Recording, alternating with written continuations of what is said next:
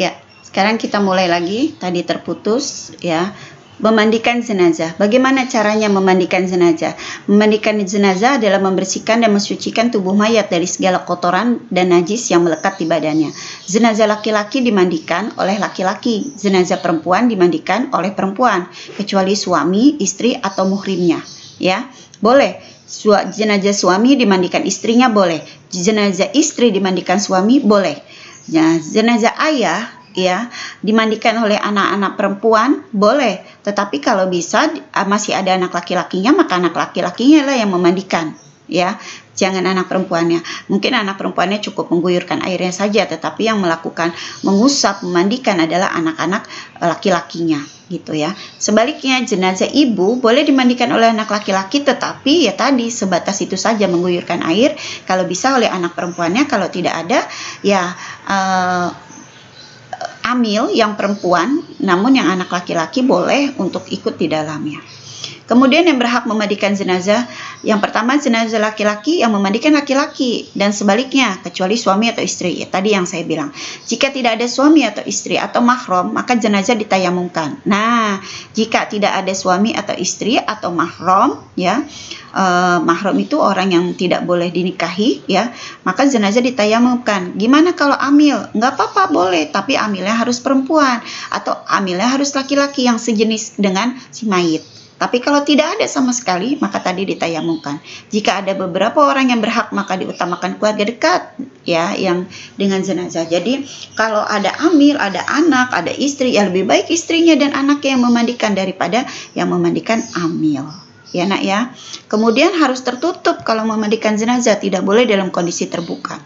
Syarat jenazah yang dimandikan beragama Islam, tubuh atau anggota badannya masih ada. Nah sekarang kalau tertabrak, kemudian hancur, boleh dimandikan? Tidak usah dimandikan, atau boleh dimandikan tapi ya kalau sudah hancur sama sekali ya lebih baik dibungkus langsung gitu, karena sudah sulit untuk dikenali atau jasadnya, atau untuk dimandikan sulit. Atau orang yang misalnya terbakar sudah rusak sama sekali, ya udah itu langsung dikafani, langsung dikuburkan. Jenazah tersebut bukan mati syahid, itu yang saya bilang mati syahid. Mati syahidnya dunia akhirat ya, bukan mati syahid dunia. Kenapa ada yang mati syahid dunia? Mati syahid dunia contoh orang melahirkan itu mati syahid dunia. Ya, ibu melahirkan kemudian meninggal, itu mati syahid dunia, masih bisa dimandikan, masih bisa dikafani, masih bisa dikuburkan. Bagaimana cara memandikan jenazah? Yang pertama, ambil kain penutup, gantikan dengan kain basahan sehingga aurat utamanya tidak terlihat. Pokoknya memandikan jenazah intinya tidak boleh terlihat auratnya dan tidak boleh terlalu banyak orang yang memandikan. Kemudian yang memandikan harus pakai sarung tangan. Ganti sarung tangan yang baru, lalu bersihkan seluruh badannya dan tekan perutnya perlahan-lahan jika jenazah tidak hamil. Itu tadi, pakai sarung tangan untuk membersihkan kotoran. Jadi jenazah agak dibangunkan sedikit, ditinggikan kepalanya sedikit, kemudian ditekan perutnya agar kotorannya keluar. Setelah itu dibersihkan kotorannya dari dubur ya, atau dari kubul kalau perempuannya masih haid, dia bersihkan keluar, dibersihkan dulu. Kemudian setelah itu baru dimandikan secara menyeluruh. Tapi ingat, sarung tangannya diganti dulu. Setelah diganti baru bisa memandikan seluruh badannya. Kemudian masukkan jari tangan yang telah dibalut dengan kain basah ke mulut jenazah, itu untuk mensikat giginya ya, gosok giginya, bersihkan hidungnya. Kemudian siram air tubuh sunnahnya ke kanan dulu ya, baru ke kiri. Kemudian mandikan jenazah dengan air sabun dan wangi-wangian, boleh pakai wangi-wangian, air mawar boleh. Kemudian perlu diingat, memandikan jenazah itu harus dengan lemah lembut ya, tidak boleh terlalu kasar, mentang-mentang sudah mati gitu dimandikannya kasar, nggak boleh. Memandikan jenazah itu harus lembut ya nak ya. Kemudian bilangannya ketika memandikan harus ganjil, tidak boleh main asal. Jika keluar najis, jenazah setelah dimandikan wajib dibuang dan dimandikan kembali. Jadi kalau ada kotorannya yang keluar kembali, maka harus dimandikan kembali, dibersihkan kembali. Kemudian setelah itu dikeringkan pakai handuk. Setelah dikeringkan pakai handuk, dikasih wangi-wangian. Kemudian sebelum selesai mandi, sebelum dikafani, diberi wangi-wangian yang tidak mengandung alkohol. Kemudian pemberian wangi-wangian bisa pakai kapur barus atau yang lain-lain, asal tidak pakai asal tidak mengandung alkohol. Berikutnya mengkafani jenazah. Bagaimana cara mengkafani jenazah? Mengkafani jenazah itu kain kafan yang digunakan untuk jenazah laki-laki 3 lembar ya nak. Laki-laki 3 lembar, perempuan 5 lembar. Perempuan 5 lembar itu terdiri dari yang pertama paling bawah untuk menutupi seluruh badannya dengan lembaran yang paling lebar. Kemudian yang kedua untuk kerudung, yang ketiga lembar ketiga untuk bajunya. Kemudian keempat untuk menutup pinggangnya hingga ke kaki. Kemudian yang kelima untuk pinggul dan pahanya. Jadi pinggul dan pahanya itu ada lagi kain yang untuk menutupnya, ya. Itu untuk perempuan.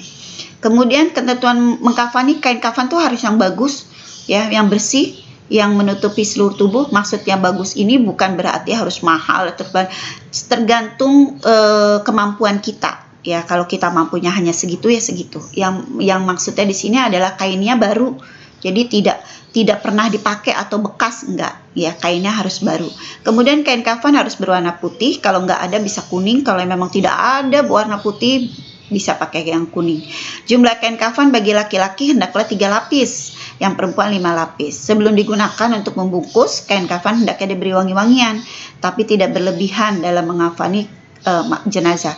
Ingat nak, kita muslim pakainya kain kafan warna putih, tidak harus nanti jenazah didandani, dipakai lipstick, pakai eyeshadow atau segala macam, tidak boleh, ya, itu dalam Islam. Nah, ini tata caranya bisa kamu baca. Bentangkan kain kafan demi sehelai di bawah lebih lebar dan luas, sedangkan masing-masing helai diberi kapur barus. Kemudian angkat jenazah dalam keadaan tertutup, ya, yang sudah diberi wangi-wangian.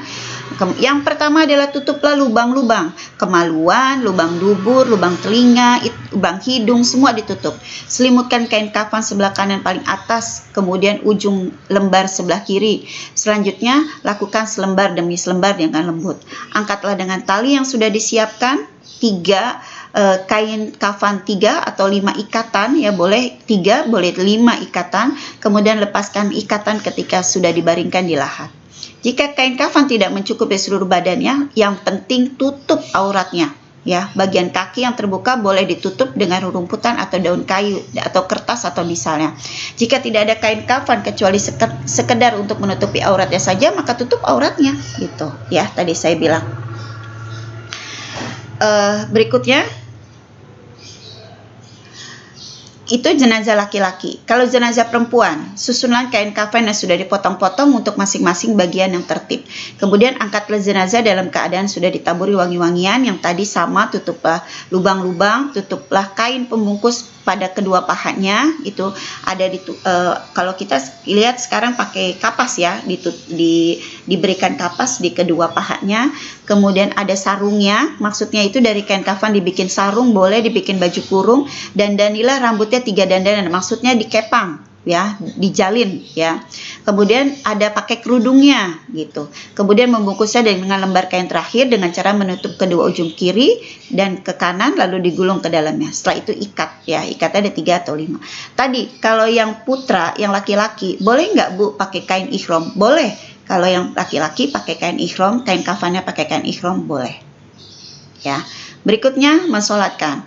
Tata cara sholat jenazah itu sama sebenarnya. Kalau masih yang pertama takbiratul ihram, yang kedua membaca surat Al-Fatihah. Yang berbeda nanti ketika di takbir kedua, ya. Tetapi tata cara sholat jenazah bedanya adalah tidak ada ruku dan tidak ada sujud, tapi ada 4 takbir. Takbir pertama yaitu baca takbiratul ihram, kemudian niat di dalamnya. Setelah takbiratul ihram, niat, kemudian membaca Al-Fatihah. Itu takbir pertama. Jadi Allahu akbar, sesudah usolli ala hadhil maitati arba'at takbiratin fardu kifayah lillahi ta'ala. Itu kalau perempuan. Kalau laki, usolli ala hadal maiti arba'at takbiratin fardu kifayah lillahi ta'ala. Ala hada, kalau perempuan ala hadhil, ya. Kalau laki hada maiti, kalau perempuan hadhil maitati, ya. Itu. Kemudian setelah niat, kemudian takbiratul ihram, kemudian membaca Fatihah. Takbir kedua yaitu membaca salawat. Allahumma sholli ala sayyidina Muhammad wa ala ali sayyidina Muhammad kama sholaita ala sayyidina Ibrahim wa ala ali sayyidina Ibrahim, sampai selesai, ya, baca salawat. Atau boleh baca salawat